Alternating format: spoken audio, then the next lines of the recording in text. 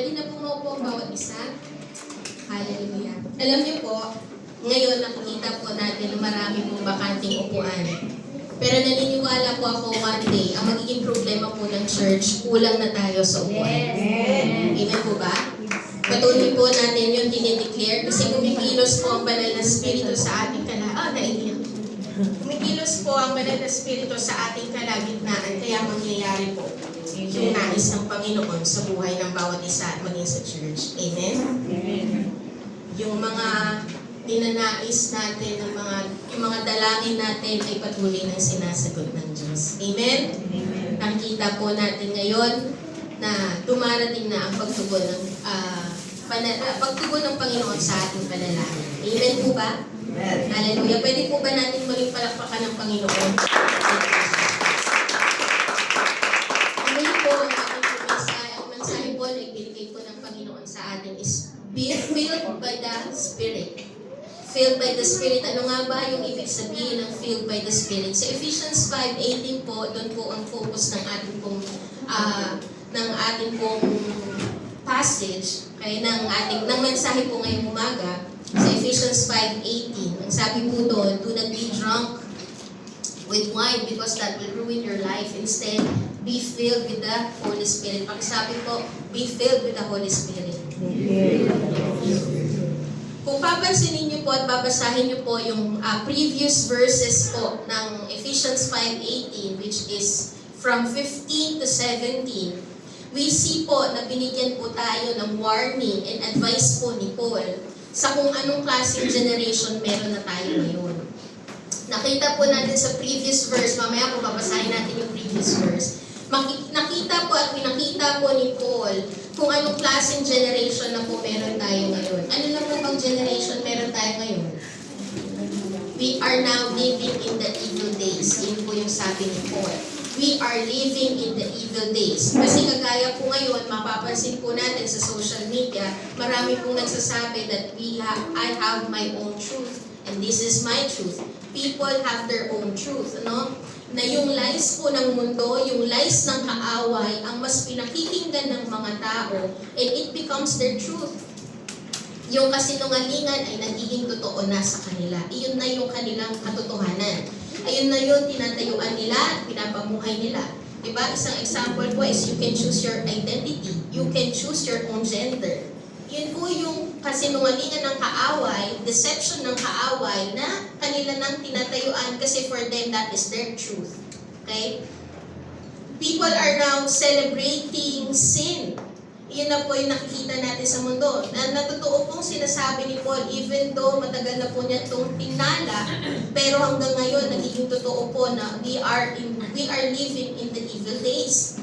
Na people are now celebrating sin, and the truth in the Bible are not so popular. Ang mas popular po ngayon ay yung mga content na nagsa-celebrate ng kasalanan. Pero yung katotohanan ng salita ng Diyos ay hindi na po popular na naririnig. People now despise the stand or the standard of the Lord. Na kapag ang mga tao po ay they stand and live out the word of God, they despise them. They hate them. Okay? But they love and celebrate the people who live in sin. Ganun na po yung mga nangyayari ngayon sa mundo natin. For example po is yung abortion. Meron po akong napanood na isang clip, I think sa UK po yata, yung basta sa Europe. Nung in-announce po na legal na ang abortion, alam niyo po ang mga kababaihan doon, and even mga kalalakihan, they celebrate. They celebrate. You see, they celebrate sin nowadays, no? Na meron din po tayo mapapanood sa Netflix if you will be discerning po doon sa mga pinapanood natin sa Netflix. Meron po itong mga story na nagiging norm, ginagawa na nilang norm yung abortion. Na ang sasabihin po nila doon sa story, mamimili ka kung itutuloy mo yung pangarap mo o sisirain mo na lang yung pangarap mo dahil magpapatuloy ka na i-conceive yung nabuo sa sinapupunan mo. But if you want to continue to pursue your dream, you need to let go yung kinoconceive mo ngayon. Yun po yung ganoon na po kadilim, ganoon na po kadumi, ganoon na po yung sinasabi ni Paul that we are living in the evil days, na they are making the sin look normal. Ano? Napapansin niyo po ba? Premarital sex. Medyo bulgaran po tayo ngayon, ano? Premarital sex, hindi po natin ito naririnig lately, pero sometimes po, we need to hear these words, premarital sex, yung mga nakikipag-sex outside marriage. Hindi lang po ito para sa mga kabataan, but even the people who are not yung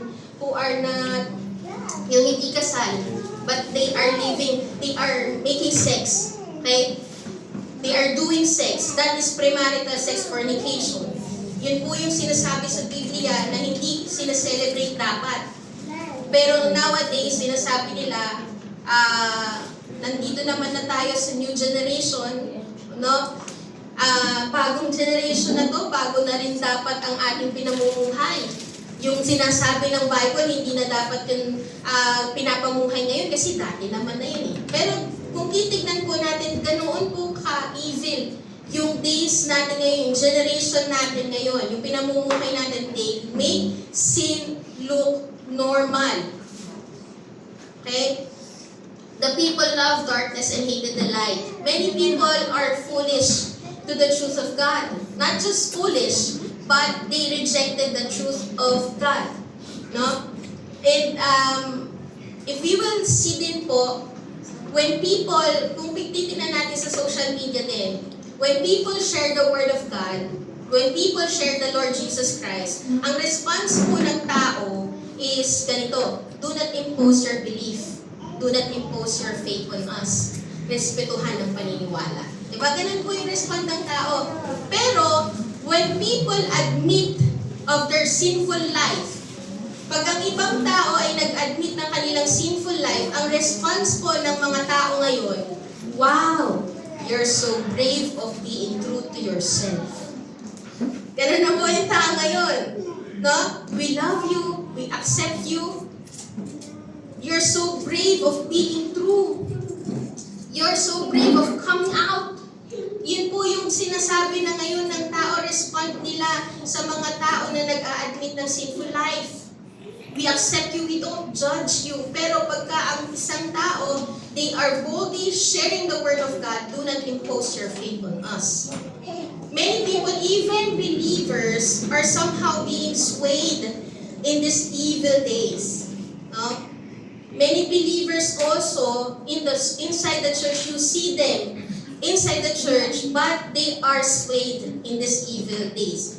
Ang advice po ni Paul sa Ephesians 5:15 to 17, pwede po ba natin i-post yung 15 to 17? Sabi po dito, look carefully then how you walk, not as unwise, but as wise, making the best use of the time because the days are evil. Therefore, do not be foolish, but understand what the will of the Lord is. Ang ina-advise po ni Paul sa mga mananampalataya, sa mga tao na nasa church, mga tao na naniniwala sa Panginoong Hesus, ang sabi po niya, be careful how you live.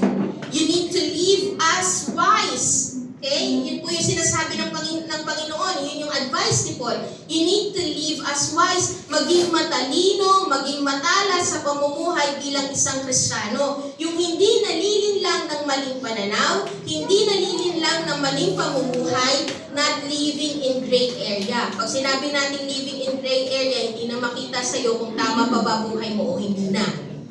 Hindi na makita sa'yo kung Kristiyano ka pa ba o hindi na. Kasi nagiging kamukha ka na ng mundo, you are living a double life. Minsan Kristiyano, minsan hindi. Ano? Sabi din po ni Paul dito, make the most of every opportunity. Ibig po niyang sabihin dito is samantalahin nyo ang lahat ng pagkakataon na gumawa ng mabuti. Yun po yung advice ni Paul. In these evil days, samantalahin nyo ang mga pagkakataon na ikaw ay gumagawa ng mabuti, gumagawa ng katwiran. Alamin nyo ang kalooban ng Diyos. Yun po yung sabi niya, and understand what the will of the Lord is. Pero ito po yung tanong, paano tayo mamumuhay ng kagaya ng advice ni Paul dito po sa Ephesians 5:15 to 17? if tayo po ay namumuhay na sa mundo na puno ng kasalanan? Paano tayo mamumuhay ng matalino o ng wise sa mundo na ang mas maingay ay kamangmangan at kabalutuan? No? Paano? Paano tayo mamumuhay sa mundo na hindi mo na ma-distinguish minsan kung ano ang kalooban ng Diyos at hindi, kung ano ang tama sa paningin ng Diyos, kasi even the believers, and sad to say, some of the leaders of the church are living in conformity, are living in compromised life. No, yun na yung pinapamuhay nila. At ito po yung advice ni Paul. Ito po yung sinasabi ni Paul na key for us to live wisely in evil days, to use every time to do good and to pursue righteousness, to understand the will of the Lord is, ang kanya pong sinabi sa Ephesians 5:18 is this: be filled with the Holy Spirit. Maging puspos po tayo ng banal na spirito. Ano po yung sabi sa 5:18? Do not be drunk with wine because that will ruin your life. Instead, be filled with the Holy Spirit. For us to live wisely daw po in these evil days, para daw po tayo ay patuloy na lumakad sa kabutihan at katwiran, at para malaman natin ang kalooban ng Diyos kahit evil days na to, kahit parang mas nangingibabaw ang kabalututan at kamangmangan. Ang sabi po ni Paul is to be filled with the Holy Spirit. Ano po yung ibig sabihin ng be filled with the Holy Spirit? Una po is, pag sinabi natin na ikaw ay puspos ng banal na spirito, the Holy Spirit has a controlling influence over your life. He has a controlling influence over your life. Pag sinabi mo pong puspos ka, puno ka, kung sino ang nagpupuno sa'yo, iyon ang nagpokontrol sa'yo. Okay? Pag sinabi natin filled ka ng banal na spirito, ibig sabihin may complete influence ang banal na spirito sa buhay mo. He is the one who takes control over your life. That is being filled with the Holy Spirit. Na yung desire mo, yung decision mo, ang nag-iimpluwensya po niyan ay ang banal na spirito. Yung desire mo ay nakaayon sa kung ano ang desire ng banal na spirito. Yung desisyon mo ay nakaayon sa kung ano ang katotohanan na sinasabi ng banal na spirito. Iyan po yung being filled with the Holy Spirit. He has a controlling influence over your life. If you will see in this verse po, pinaralel po o kinumpare po ni Paul yung buhay na filled with the Holy Spirit dun sa buhay na being drunk with wine. Okay? Hinalintulad, kinumpara between filled with the Holy Spirit and drunk with wine. Yung lasing, naglalasing. Ano ba yung ibig sabihin ng wine? Ito po ba ay specifically alak lang?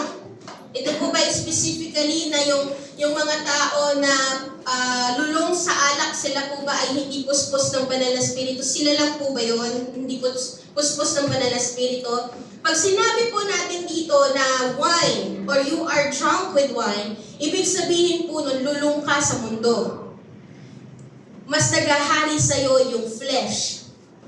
Ang mas nagiging nangingibabaw na may impluwensya sa buhay mo ay yung laman mo. Pita ng laman. Satan has the influence over you, has influence over you. He has control over your life. Kung titignan po natin, si Satan po, ginagamit po niya ang mundo to tempt you and to distract you. Ang dami po niyang ginagawa ng mga inilalatag niya sa harapan mo para ma-distract ka doon sa katotohanan ng Diyos. Para hindi mo mapuntahan yung plano ng Diyos sa buhay mo. Ginagamit ni Satan ang mundo. Iyan po ang kaaway natin. Satan, the world, the flesh. Okay? Iyan po yung kaaway natin doon sa pamumuhay ng banal, pamumuhay ng may katwiran sa harapan ng Diyos, pamumuhay ng sumusunod sa harapan ng Diyos. Okay? And Satan influence our flesh for us to sin against God. So pag sinabi natin na you are drunk with wine, ibig sabihin ang may influensya sa'yo ay yung world, flesh, and the enemy. Ang nagkocontrol sa'yo, ang sinusunod mo is the flesh, the world, and the enemy. Binigyan mo ng puwang ang kaaway sa buhay mo. nagkaroon ng crack ang buhay mo, kaya napasok ni Satan at nabibigyan ka ng impluensya na sumuway sa Diyos. Yan po yung drunk with wine. So if you will see po, Satan will tempt us to sin against God. It is Satan. Kaya po marami nagsasabi, ay, kaya ako nagawa to kasi na-demonyo ako eh. Pero nakakalungkot, i-blame mo lahat kay Satan. Tinempt ka lang naman eh. Ang problema, may desire ka. Ang problema kasi, ano yung desire ng puso mo? Ano yung hinayaan mo mangibabaw sa puso mo? Kung nag-give in ka sa temptation ni Satan, ibig sabihin ang nangibabaw sa'yo is fleshly desire. Nakukuha po ba? Sometimes, meron akong nakitang article at I think, hindi na tayo magsasabi ng pangalan. Meron tayong nakita po sa Facebook, ayaw niyang, nag-admit man siya ng kanyang kasalanan, pero shinif niya yung claim na demonyo kasi ako. Yes, Satan will tempt you. Pero hindi ka niya matatempt at hindi ka mag-give in sa kasalanan, sa temptation ni Satan kung in the first place, iba na ang desire ng puso mo. Kung in the first place, ang nagpupuno sa iyo is the things of the spirit, not the flesh. Okay?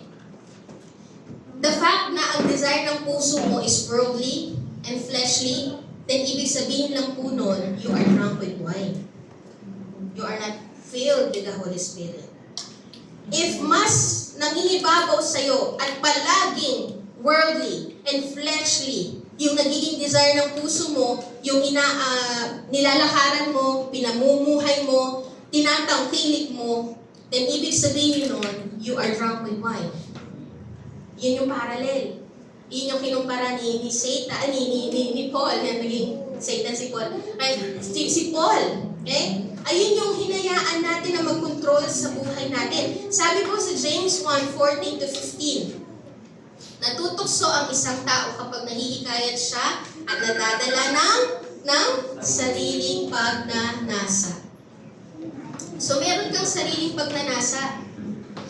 You need to take full responsibility that when you sin, it is because your desire is wrong. It is because you don't fill your life with the Spirit. It is because you fill your life with the world. Kaya ang mas nangibabaw sa'yo is yung fleshly desires. Is yung pagnanasa ng mga bagay na pangmundo. Sabi po dito, at kung magpapatuloy siya sa kasalanan, hahantong ito sa kamatayan. Sabi po din sa Romans 6:12, do not let sin control the way you live. Do not give in to sinful desires. Bakit ka nag-give in sa temptation ng kaaway? It is because sin has taken control over your life. It is because you are drunk with wine and not filled with the Spirit. If you are filled with the Spirit, kung puspos po tayo o puno tayo ng banal na Spirito, you will not gratify the desires of the flesh. Yun po yung sinasabi ng salita ng Panginoon. Nababago ang desire ng puso mo. I-tempt ka man ni Satan, i-ignore mo yun. At naalala ko yung illustration natin before, dito sa topic na po ito, na kapag ako, tinempt ako ni Satan sa Samgyup, mag-give in ako pag nag-stay ako doon. Pero pag tinempt ako ni Satan sa alak, hindi po ako mag-give in sa alak kasi hindi ko desire yun. Mas desire ko yung Samgyup. Kaya hindi po dapat ako mag-stay doon sa bagay na alam kong kahinaan ko. Okay? At hahayaan ko po na mas mapuspos ako ng banal na Espiritu para mabago yung desire ng heart ko so that whenever the enemy is tempting me, I will resist him. And ang sabi po ng salita ng Diyos sa James, submit to the Lord, resist the devil, and he will flee from you. Pag nakita ni Satan na nagre-resist ka sa kanya, itigilan ka niya. Okay? Yun po yung sinabi doon eh. Kailangan mo munang mag-submit sa Panginoon, magpapuspos ka sa banal na Espiritu para meron kang kapangyarihan na i-resist ang kaaway kasi iba na ang desire ng puso mo. Kaya mo na-resist ang kaaway. At kapag niresist mo ang kaaway, titigilan ka niya. He will flee from you. Amen po ba? Kaya po ito po yung sinasabi at napaka-importanting dapat na nangyayari sa buhay ng isang mananampalataya, mapuspos ng banal na spirito para hindi ka mamuhay ng nalilinlang. Para hindi ka mamuhay na umaayon dito sa takbo ng mundo. In these evil days, you are living wisely. You are doing the will of God. You are doing good in the eyes of the Lord. Amen po ba? Ang sabi din po, marami po akong naririnig na sinasabi po ito ng mga preachers. Lagi ko pong naririnig ito kay Pastor Vlad Sabchuk and kay Pastor David Diga. And nabasa ko rin po ito sa isang article. Ang sabi po nila is this. Next slide po. Being filled with the Spirit or being filled with the Holy Spirit doesn't mean I have more of the Spirit. It means the Spirit has more of me. Ibig sabihin po nun, you are surrendering your life to the Lord. Ibig sabihin po nun, binibigyan mo ng access si Lord sa lahat, sa kabuuan ng buhay mo. Ibig sabihin po nun, hinahayaan mo na ang banal na spirito ang magkontrol ng buhay mo, sinusurrender mo ang buhay mo sa Kanya. Being filled with the Spirit happens as you continually choose to live under His influence. Alam niyo po ang difference ng mga Kristiyano na matindi, sumunod sa Panginoon at nagtatagumpay sa buhay between sa Kristiyano na aandap-andap, na sisway at talunan sa kasalanan. Alam niyo po ang difference nun? The level of their surrender. Yan po yung difference. Gaano ka katinding sumuko sa Panginoon?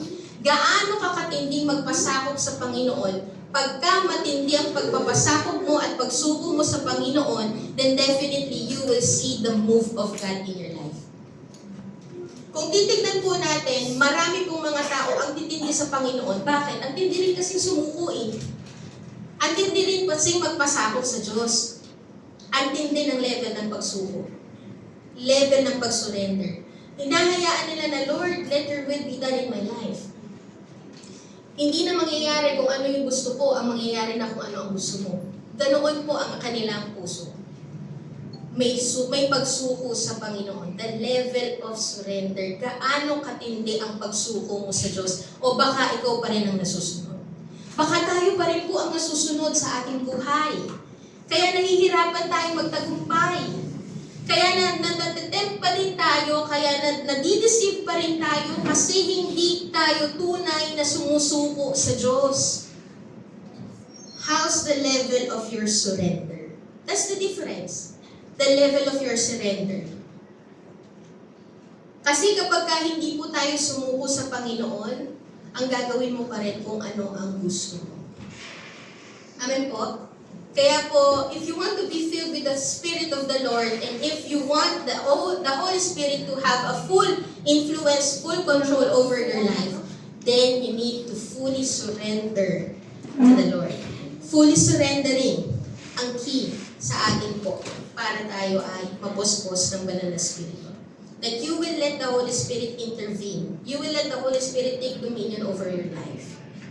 Ibig sabihin ng intervene, hahayaan mo ang Panginoon na mangialam sa buhay mo. Pagka hindi gusto ng Panginoon yung ginagawa mo, hahayaan mo mangialam si Lord doon. Hindi ka mamimilit na, Lord, ito yung gusto ko, ito na lang ang gawin natin. Lord, kung hindi siya mapapasakin, please siya na lang. Diba? Yung mga ganon. You need to let God intervene. If you are filled with the Spirit, you will let God intervene in your life. Amen? Amen po ba? The more that you let the Holy Spirit to move in your life, to take control of your life, the more po na mawawala sa buhay mo yung kasarapan na gawin yung mga bagay na nakakasira ng buhay mo. The more na mawawala yung desire ng laman, the more na mawawala sa iyo yung makamundong gawain na hindi tama sa harapan ng Diyos. Kaya po natatalo ng flesh tayo, naa-attract pa tayo ng mundo, kasi hindi natin totally inaalaw ang Lord na mag-reign sa buhay natin. Sabi po sa Romans 6:16, hindi ba ninyo alam na alipin tayo ng anumang sinusunod natin?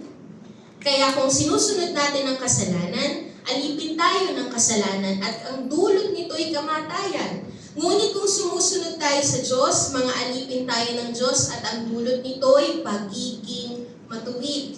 Kung sino daw po, sinasabi po dito kung sino ang nagpupuno sa'yo, ayon ang magkokontrol sa buhay mo. And kung ano ang nagkokontrol sa'yo, ayun po yung sinusunod natin. Okay? Happy dito? Hindi ba ninyo alam na alipin tayo ng anumang sinusunod natin? So kung sino yung nagkokontrol sa atin, iyon yung sinusunod natin. Amen po ba? So tingnan natin, sino ba ang nagpupuno sa atin? Sino yung inaalaw natin na magpuno sa buhay natin? Ano yung bagay na ginaalaw natin na magpuno sa buhay natin? Are we drunk with wine or are we filled with the Spirit of the Lord? Kung sino ang nagpupuno sa'yo, ayun ang nagkokontrol sa'yo. At kung sino ang nagkokontrol sa'yo, ayun ang sinusunod mo.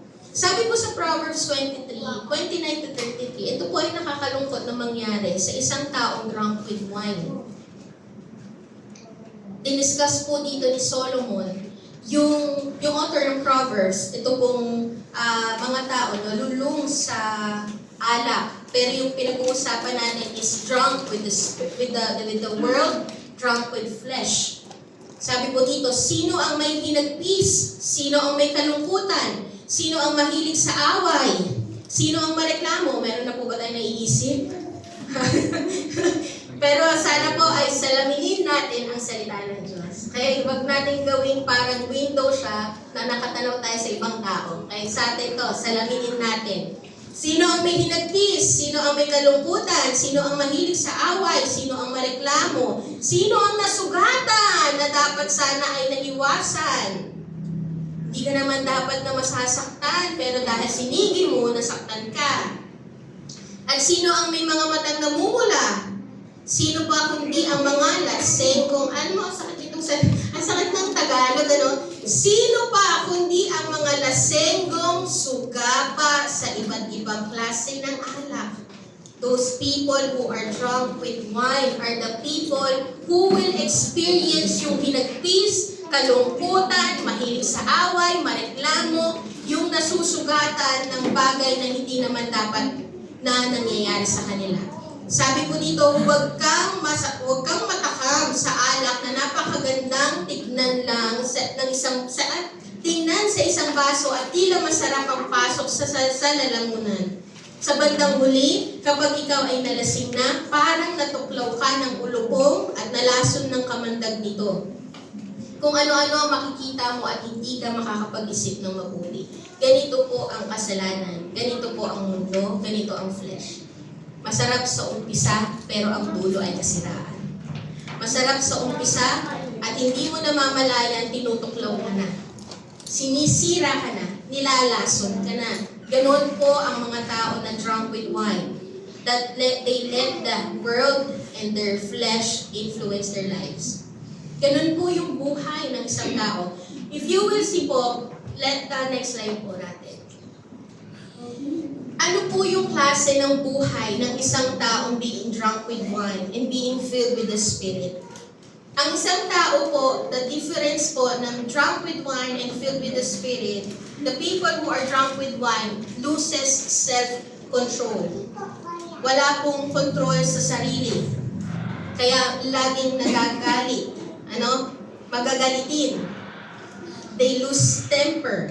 Okay? They don't have control over their temper. Okay?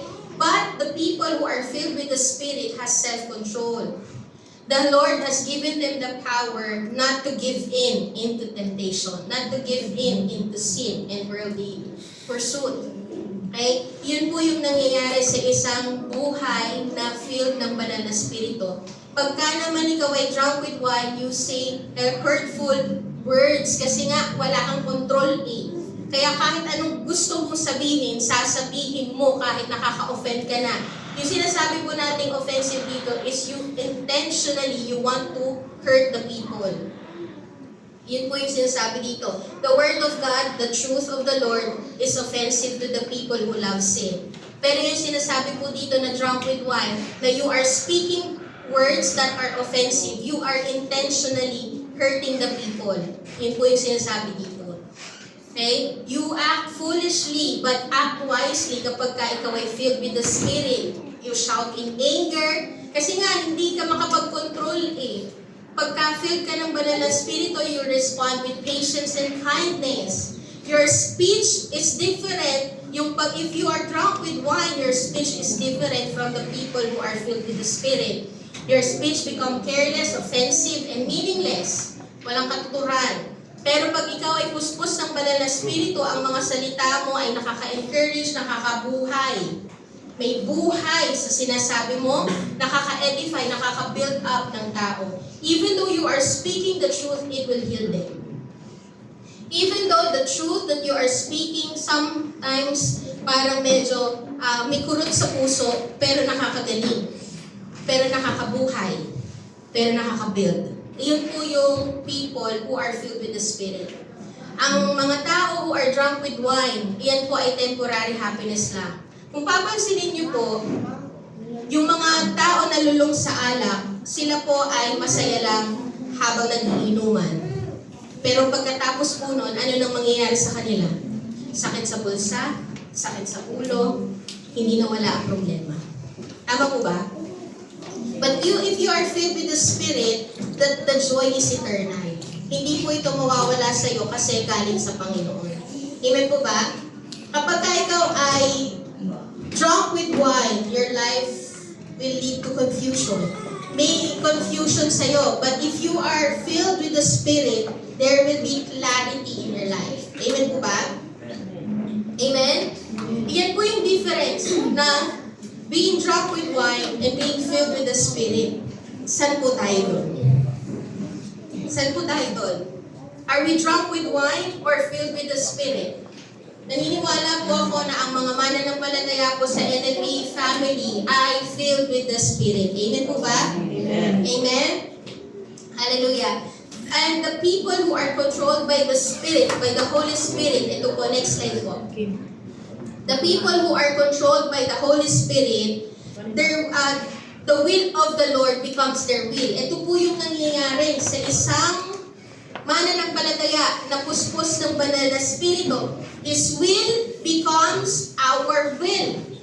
Okay? The will of the Holy Spirit becomes our will. The thought of the Holy Spirit becomes our thought. Kung ano yung nakakalugod sa Panginoon.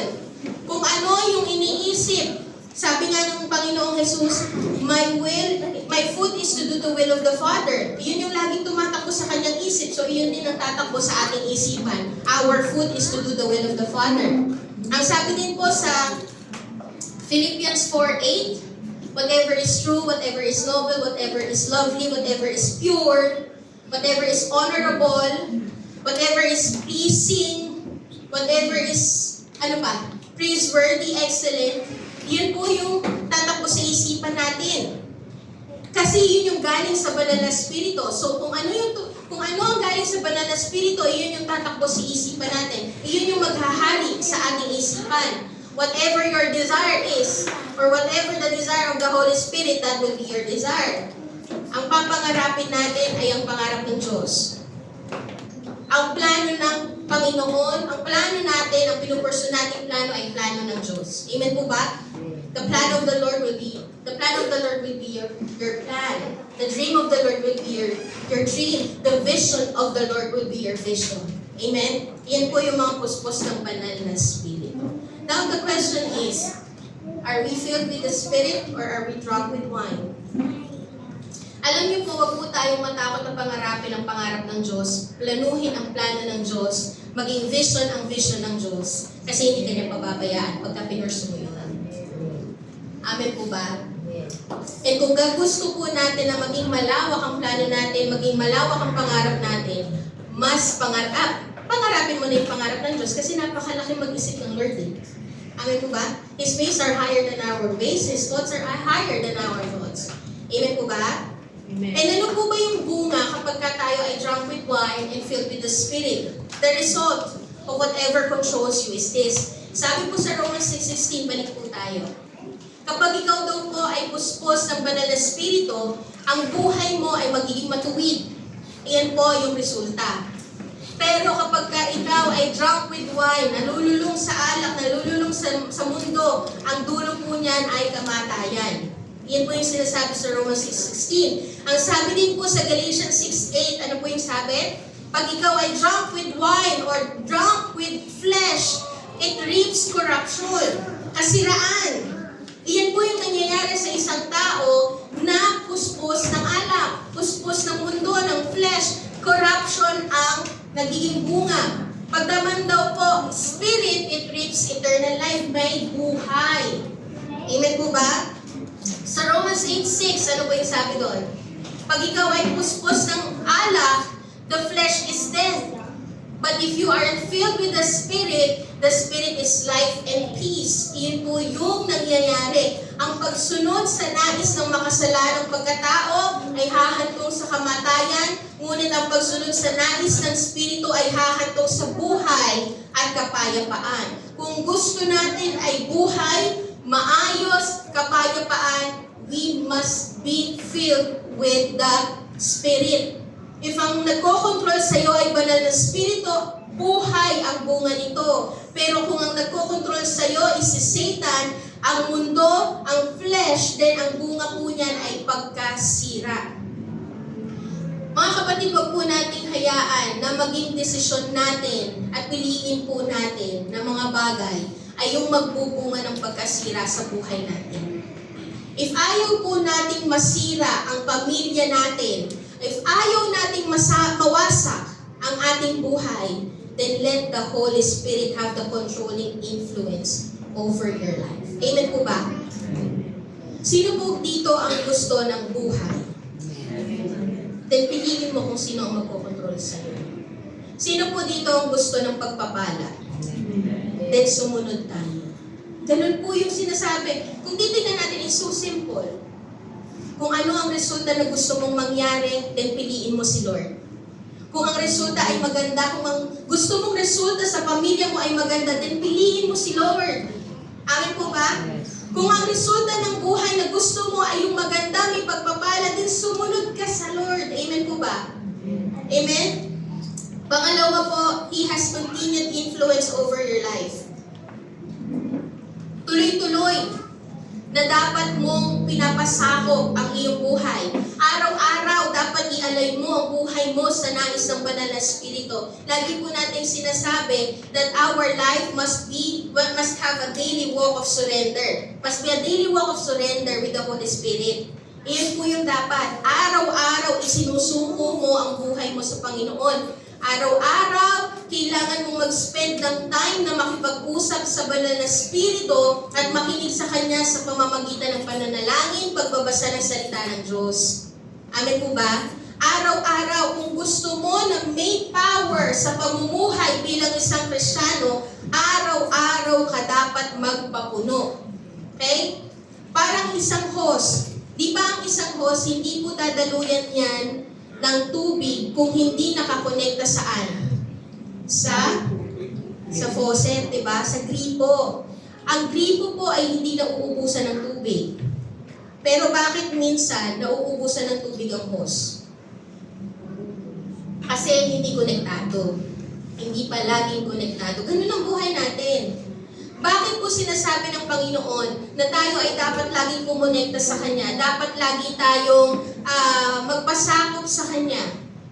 Kasi mauubusan ka pag hindi ka kumonekta sa Panginoon. Hindi po nauubusan ang kapangyarihan ng Diyos. Nag-uumapaw po ang Panginoon sa pag-ibig, sa kagalakan, kasi siya nga ang source ng peace eh. Pero kung gusto mo na hindi maubusan, kundi mag-umapaw sa kapayapaan, sa kagalakan, din lagi kang kumonekta sa Panginoon. You need to always be connected. You need to always surrender your life sa Panginoon kasi tayo po yung laging nauubusan. Amen? And the Lord wants to give fresh oil so that the fire in our lamp ay mas lalo pang mag-ingas at mag-alab. Pangatlo po, dito na po tayo magtatapos. He has convicting influence over your life. Kapag ka po filled tayo ng banal na Espiritu, nagiging aware po tayo sa kung ano ang kasalanan at kung ano ang matuwid sa harapan ng Diyos. Ang sabi po doon sa ating pong pinag-usapan sa Ephesians 5 verse 15 to 17, huwag tayong mahahayaan na ma-deceive ng mga bagay dito because this generation is evil. And para po maging aware tayo sa kung ano yung matuwid sa harapan ng Diyos, kailangan natin mapuspos ng banal na spirito. Kasi ang banal na spirito ang maggagayad sa atin sa katotohanan. It is the Holy Spirit that will guide us into the truth of God, into the standard of the Lord. And ang katotohanan, the truth and the standard of the Lord is found in the Holy Scripture. Kaya po, if you are filled with the Spirit, then you are filled with the truth. If you are filled with the Spirit, then definitely you are filled with the Word of God. Kasi daan ka po ituturo ng banal na Spirito. He is the one who is the author of the Word.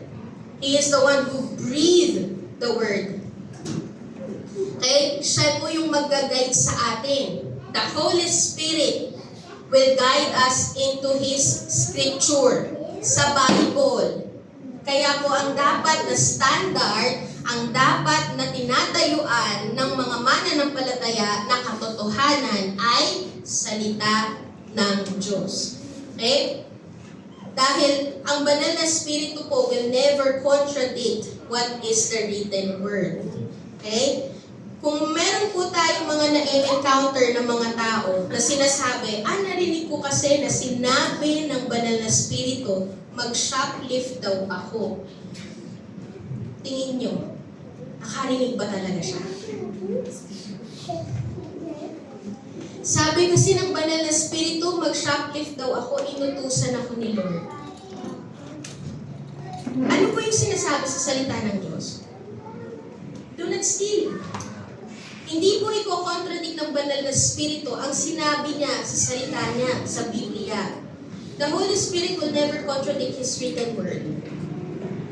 Amen po ba? Meron po akong na kausap before. Matagal na po ito. Isang kabataan po. Kinausap po niya ako. Sabi niya, Pastora, lilipat na po ako ng church. Kasi po, iyon po yung sabi ni Lord. Itinanong ko, talaga ba? Bakit? Anong reason? Sabi niya, basta po, sinabi ni Lord, lilipat na daw po ako ng church. Tapos, hanggang sa, hindi ko naman siya pipigilan kung iyon yung sinabi ni Lord. Okay. Pero kinamusta ko, kamusta ang devotion mo? Hindi pa ako nakakapag-devotion eh. Parang nasa isip ko, paano ka nakarinig sa Panginoon kung sarado ang Bible mo? Saan mo narinig yun? Talaga bang galing kay Lord na hindi ka ng church? Kung sarado ang Bible mo. Kung hindi ka nagde-devotion. And then, eventually, kaya nalaman ko, kaya pala gusto niyang lumipat, hindi siya crush ng crush niya. Yun po ang nangyayari. Yun pala ang dahilan kung bakit nilipat. Hindi siya crush ng crush niya, naka-hurt. Kabataan po kasi ito eh. So, alam natin na kailangan sila ng guidance. Kaya po, nandun pa rin, encouragement, you continue to stay, you continue to listen to the Word of God. Kung saan ka dali ng Panginoon, okay, sige. Pero sana, kung makikinig ka sa Lord, buksan mo yung Bible mo. Amen po ba? Kasi the Holy Spirit will never contradict His Word. Maririnig po natin ang sinasabi ng banal na spirito kung bukas ang Bible natin. Amen po ba? Kasi the Holy Spirit will always point to the Holy Scripture. Amen po ba? Sabi po sa John 16:13, meron pong isang andon. John 16:13. May panibagong session po ata doon sa kapila. John 16:13. Sabi po dito, when the Spirit of the truth comes, He will guide you into all the truth, for He will not speak on His own authority, but whatever He hears, He will speak, and He will declare to you the things that are to come. Sabi po ng Panginoon, ang banal na Espiritu ay dadalhin ka sa katotohanan. Ang katotohanan ay ang banal na Biblia, yun po yung katotohanan na sinasabi. Sa John 14:26, sabi po dito, but the Helper, the Holy Spirit, whom the Father will send in my name, He will teach you all things and bring you to remembrance all that I have said to you. Alam niyo po, ang parallel po nitong sinasabi ni Paul sa Ephesians 5:18, ito po ay similar sa Colossians 3:16. Ang sabi po sa Colossians 3:16 is, let the word of Christ dwell in you richly. Yan po yung ibig sabihin ng isang taong puspos ng banal na spirito, siya po ay puspos ng salita ng Diyos. Kapag ikaw ay puspos or puno ng banal na spirito, mamahalin mo ang salita ng Diyos. Makikinig ka sa mga tao that always preach the truth of the Lord. Hindi mo babaliwalain. Amen po ba? Pakikinggan mo ang salita ng Diyos. Because a spirit-filled Christian is a word-filled Christian. The Holy Scripture is our standard in living a godly life. Ang banal na Biblia, ang standard po natin sa banal na pamumuhay. Amen po ba? Kaya kung gusto po natin magkaroon ng tamang conviction, then you need to be rooted on the Word of God. Meron po akong nabasa na article, si Young Hoon Kim. Siya po yung may highest IQ na record sa mundo. Si Young Hoon Kim. Nasa 276 po yung level ng kanyang IQ. Ang sabi po niya, the Bible is the perfect, everlasting, and final Word of God. The Bible doesn't need to be changed. The world needs to keep up. Pinamadali na ito. Na nagsasabi na perfect ang salita ng Diyos. Ang salita ng Diyos ang dapat na standard ng mundo. Ang salita ng Diyos ang dapat na standard ng buhay natin. Amen po ba? Diyan po dapat nagmumula ang conviction natin. A person who is filled with the Spirit of God is deeply rooted on the Word. Ang salita po ng Diyos ang standard, ang salita ng Diyos ang sinusunod, ang salita ng Diyos ang ipinapamuhay. Amen po ba? Not your own truth. Not the truth of, or the opinion of the world. Not the lies of the enemy that becomes your truth. Hindi po ganun. Kapag tayo po ay laging nagpapatama at sumusunod sa salita ng Diyos, then definitely you are filled with the Spirit. Alam niyo po, dapat po, kapag tayo ay nagbabasa ng salita ng Diyos, inaalay natin ang buhay natin sa kung ano ang sinasabi ng Word. Kung ano ang sinasabi ng Lord sa salita niya. Huwag na huwag pong mangyari na dinidistort natin at tinitwist natin ang salita ng Diyos para umayon doon sa kung anong klaseng buhay ang gusto natin. Amen po ba? Naintindihan po? Kailangan kapag ikaw ay nagbabasa ng salita ng Diyos, magsilbi po itong mirror. Salamin. Kailangan magsilbi itong salamin na habang nagbabasa tayo, ang lagi natin iisipin, nakaalay ba ang buhay ko sa salita ng Diyos? Tama ba ang pinaniniwalaan ko at pinamumuhay ko? Iyan po yung dapat. Amen po ba? Pwede ko po ba ang tawagin ng worship? Sinabi po ng Panginoon, for us to live wisely in the evil days, for us to live according to the will of the Lord, and for us to continue to do good in evil days, we must be, ano po yung kailangan? We must be filled with the Holy Spirit. Pakisabi po ulit, filled with the Holy Spirit. You need to be filled with the Holy Spirit. And being filled with the Holy Spirit, next slide po, He has a controlling influence over your life. That you will allow Him to intervene. You will allow Him to take dominion. Hahayaan mo mangialam ang Diyos sa buhay mo. Hindi ikaw ang masusunod. His will becomes our will. His thoughts becomes our thoughts. His desire becomes our desire. The question is, sino po yung inaalaw natin na magpuno sa buhay natin? Is it the Holy Spirit or is it the flesh and the world? Kasi kung sino ang nagpupuno sa'yo, ayun po ang nagkokontrol sa'yo. At kung sino ang nagkokontrol sa'yo, iyon po yung sinusunod mo. Kapatid, tandaan po natin na kapag ang nagkokontrol sa iyo ay ang banal na spirito, ang bunga po nito ay buhay. Pero kapag ang nagkokontrol sa iyo ay flesh and world, ang bunga po nito ay pagkawasa. Mamili tayo, ano yung klase ng buhay na gusto natin? Buhay o pagkawasa? Then choose kung sino yung nagkokontrol sa buhay natin. Pangalawa po, ibig sabihin ng filled with the Holy Spirit, He has a continued influence over our life. It is a daily walk of surrender. Araw-araw isuko mo ang buhay mo sa Panginoon.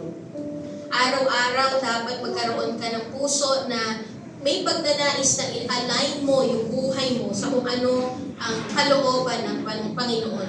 Ano ang kalooban ng Banal na Espiritu. Kasi tandaan po natin, ang katindihan po ng pagkilos ng Banal na Espiritu sa buhay natin ay nakadepende sa level ng pagsuko at pagpapasakop mo sa Banal na Espiritu. Kung sino po dito gustong makita ang katindihan ng pagkilos ng Banal na Espiritu sa kanya? Sino po dito gustong makita yung talagang nahahayag yung kapangyarihan ng Panginoon sa buhay? Iyan po ay nakadepende sa level ng pagsuko. That depends on the level of your surrender. Gaano ka katinding sumuko sa Panginoon? Gaano katindi yung binibigay mong room sa buhay mo na kilusan ng Banal na Espiritu? Meron ka pa bang room sa buhay mo na nakakandado sa Banal na Espiritu? Na ayaw mong ipakialam, ayaw mong pakialaman ng Banal na Espiritu. Kamusta sa finances? Hinahayaan mo bang mangialam ang Panginoon? O nandoon pa rin na gusto natin na gawin yung mga we want to spend na walang wisdom sa finances natin? Kamusta yung relationship mo? Tama ba yan sa harapan ng Diyos? Pag nakita ng Panginoon na hindi tama, willing ka bang mag-surrender? Kapag sinabi ba ng Panginoon, anak, yung relationship nyo, may mali kayong ginagawa, willing ba kayo na itigil yun? Gaano katindi ang level ng surrender? Sa pamilya po natin,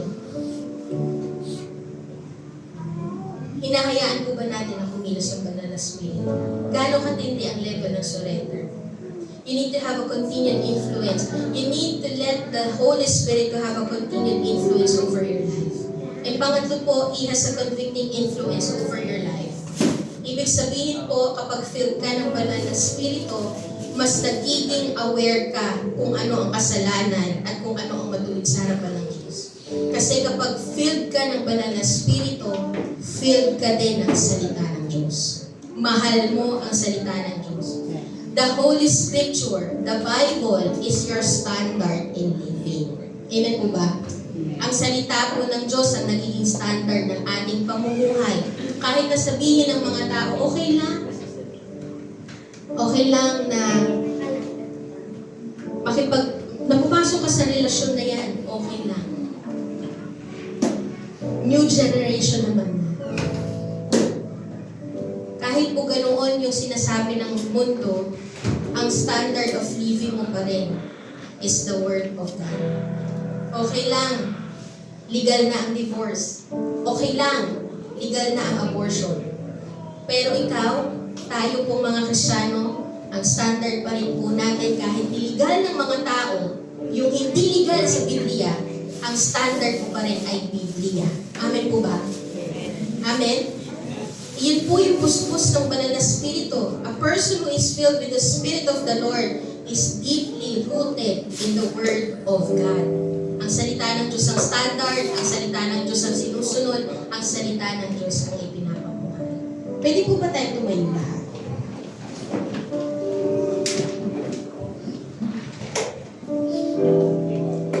Sino po dito ang gusto na mapuno ng Banal na Espiritu? That the Holy Spirit controls your life, that the Holy Spirit convicts you na nagiging sensitibo ka na marinig ang tinig ng banal na Espiritu. Na nagiging sensitibo ka sa pagkilos ng banal na Espiritu. Kapag sinasabi ng banal na Espiritu, anak, hindi yan tama, naririnig mo yun.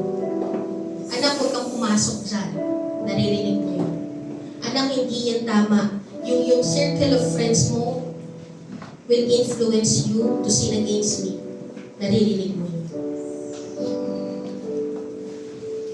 Sino po ang gusto ng ganun? Na mas gusto mong sumunod sa Panginoon kesa sundin kung ano ang pagnanasa ng iyong laman. Mas gusto mong sundin ang nais ng Panginoon kesa i-pursue yung sarili mong pagnanais. Then, hayaan po natin na ngayong umagang ito, let her life be empty. Ibig kong sabihin, empty ka ng sarili mo. Hindi na ang sarili mo ang masusunod. Hindi na rin po ang mundo ang nagpupuno sa iyo. We need to be empty of ourselves. We need to be empty of the world. And hayaan po natin na maging open tayo sa pagkilos. We make room for the Holy Spirit to move in our lives. Ibig sabihin po nun, meron kang matinding pagnanais na punuin ka ng banal na Espiritu kasi nakikita mo na kulang ka apart from Him. Nakikita mo na empty ka apart from Him. Nandoon yung deep, yung intense desire mo to be filled with the Spirit because you know that you are empty. That you are so willing to open your life, to make yourself available doon sa pagkilos ng banal na Espiritu. Ang lagi mong pinakikinggan, ang lagi mong iniisip, ang laging nagko-consume ng iyong thoughts, ano nga ba ang gusto ng Panginoon? Ito ba ay nakakalugod sa Panginoon? Alam niyo po, hindi po tayo mapupuno ng Diyos kung puno pa tayo ng sarili. Hindi po tayo mapupuno ng banal na Espiritu kung puno pa tayo ng pagnanais sa mundo. Na meron pa tayong mga ninanais na mga makumundong bagay na hindi naman nakakalugod sa harapan ng Diyos. You need to make room for the Holy Spirit to fill you up. At alam niyo po, kapag tayo ay puno ng banal na Espiritu, wala na pong impluensya ang kaaway sa atin. If we are filled with the Spirit, every open doors and every crack that you open for Satan to have influence over you will be shut down. Will be closed. Iyan po ay masasara. Kasi ang nagpupuno na sa iyo ay banal na Espiritu. Kaya wala nang puwang ang impluensya ng kaaway sa iyo. Wala nang puwang ng impluensya ang mundo sa iyo. Kung nakikita po natin na tayo po ay puspos pa ng mga makamundong bagay, na mas nangyayari at nangingibabaw sa atin yung pita ng laman, yung pagnanais ng laman, then let us confess our sins before God. Hayaan po natin na isuko natin ang ating buhay sa Panginoon. Kasi ang level ng pagsuko mo ang magiging susi para ikaw ay mapuspos ng banal na Espiritu. Ang pagpupuno sa iyo ng Panginoon, ang pagpupuspos sa iyo ng banal na Espiritu ay nakadepende sa level ng pagsuko mo sa Kanya. Isinusuko mo ba? Kapatid, ang tanong ngayong umaga, isinusuko mo ba ng buong buo ang buhay mo sa Panginoon? O meron pang area sa buhay mo na ikaw pa rin ang nasusunod? Hindi gagalawin ng Panginoon ang isang area ng buhay mo na sinarado mo para sa Kanya.